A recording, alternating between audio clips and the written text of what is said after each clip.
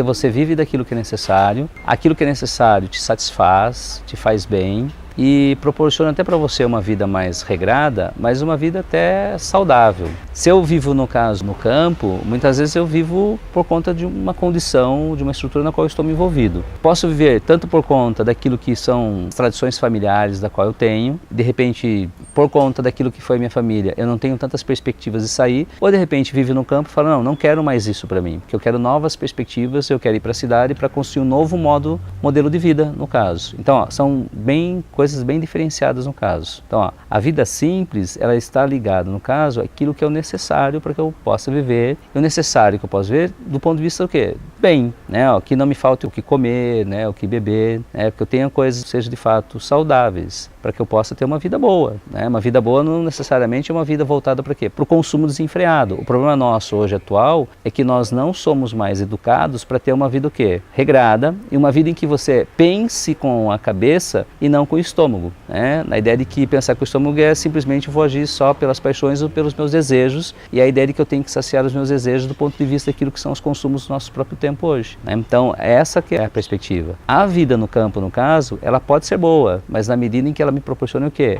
Uma possibilidade de vida decente também para eu viver, né? O problema nosso hoje é que você tem o quê? Uma boa parte no Brasil que é a estrutura do quê? Da monocultura, né? Você tem o quê? Grandes plantações de cana-de-açúcar que desestrutura todo o quê? A pequena propriedade. Então você já não tem também mais pequenas propriedades. E não tem pequena propriedade porque você tem o quê? Um capital desenfreado e predatório que de fato ele monta, no caso, uma estrutura em que não favorece o quê? As pequenas propriedades, os pequenos proprietários rurais, né? E isso viabiliza o quê? Uma vida boa, né? E saudável, né? Só para você ter uma ideia, hoje 60% daquilo que nós comemos na nossa casa, né? Seja de verduras, coisas, vem do pequeno proprietário rural. 60%, isso é significativo, né? Mas pense, você tem cana-de-açúcar plantada na nossa região de forma exacerbadora, né? Que é o que movimenta toda a indústria canavieira no nosso estado. Quais são os benefícios dessa indústria canavieira para uma boa parte da população que vive na zona rural, pequenos proprietários, e para todos nós da população de fato mesmo urbana? Qual que é o benefício dessas coisas todas para nós? Essa é uma questão para a gente pensar.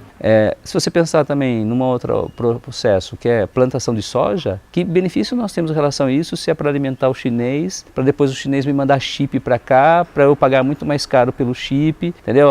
E na balança comercial depois eu tenho um desequilíbrio que não proporciona uma vida decente para todos nós. Entendeu? Então, a nossa vida hoje, no caso da cidade, tornou-se muito mais o quê? Difícil e complexa. Porque o alto custo e o padrão da nossa vida hoje, ela não proporciona uma vida simples. Ela proporciona uma vida muito mais complexa e de alto custo. Esse alto custo impossibilita o quê? A gente ter vida decente, com vida com um mínimo do quê? De dignidade, coisa que a gente não tem mais. Mas por que a gente não tem essa dignidade? Porque a gente está num movimento do quê? De exploração da própria existência humana. Veja no caso do próprio Brasil. Você tem cobranças de juros exorbitantes, até do ponto de vista da dinâmica industrial, né, de desenvolvimento econômico. Você paga 3 vezes pelo mesmo produto que você compra por conta dos juros que você paga em relação a um determinado produto. Nenhuma sociedade vive a partir disso, de fato, bem. E ao mesmo tempo a gente tem várias lacunas, como a gente não tem investimento em tecnologia, a gente não investe decentemente em educação, a gente não investe em moradia, até mesmo em saneamento básico, que possibilitaria uma vida muito mais saudável e com menos problemas até do ponto de vista das questões de saúde, nós não temos, né? Investimento é muito precário. Para ter uma ideia, de 2015,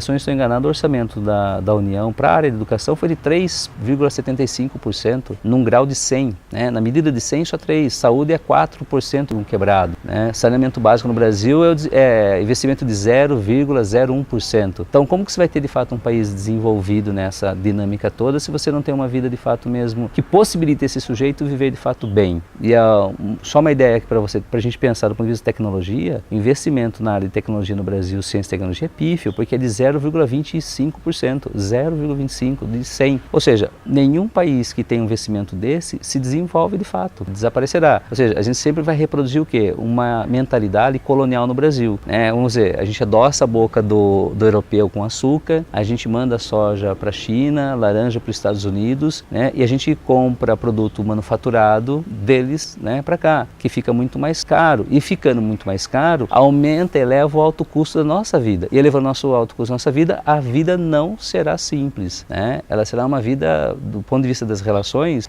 muito mais complexa e ao mesmo tempo muito mais complexa, como falei, de alto custo de fato mesmo, né? E esse alto custo vai proporcionar uma dinâmica social violenta para todos nós. Como que eu de fato vou garantir determinadas formas elementares da minha vida se eu não tenho, né? Como que o garoto que não tem um tênis, o garoto que não tem um celular, que mora numa situação de precariedade, que gostaria de ter a mesma coisa que você não tem, mas não tem por conta do alto custo dessas coisas todas. De fato, proporciona uma vida muito limitada para todos nós. E essa vida limitada, ela, ao mesmo tempo que é encarecedora, ela proporciona uma dinâmica social, como eu falei para vocês, de violência, de competição ao mesmo tempo, de um tentando meio que sabotar o outro. A gente vive meio que numa sociedade quase de natureza, como dizia o Hobbes, né? É um tentando devorar o outro, ou numa guerra de todos contra todos. Antes que você venha e me puxe o meu tapete no meu trabalho, eu vou lá e puxo o tapete, porque eu quero garantir minha sobrevivência nessa dinâmica social na qual eu estou agora. Então, eu penso que falta para a gente um pouco de capacidade de pensar, de fato, o que nós queremos para o país.